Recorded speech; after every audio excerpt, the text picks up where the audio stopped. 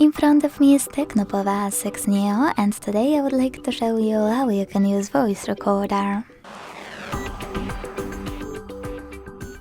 Begin by launching Recorder app and tapping on Allow in all pop-ups. Then click on red button at the bottom to start recording. As you can see, recorder is on. To pause it or unpause it, use the same button. To add a bookmark, click on the left one, and send it and save it on the right one. As you can see, my recording is here. To play it, click on it. To rename it, hold it, select rename at the bottom and type in wherever you want to.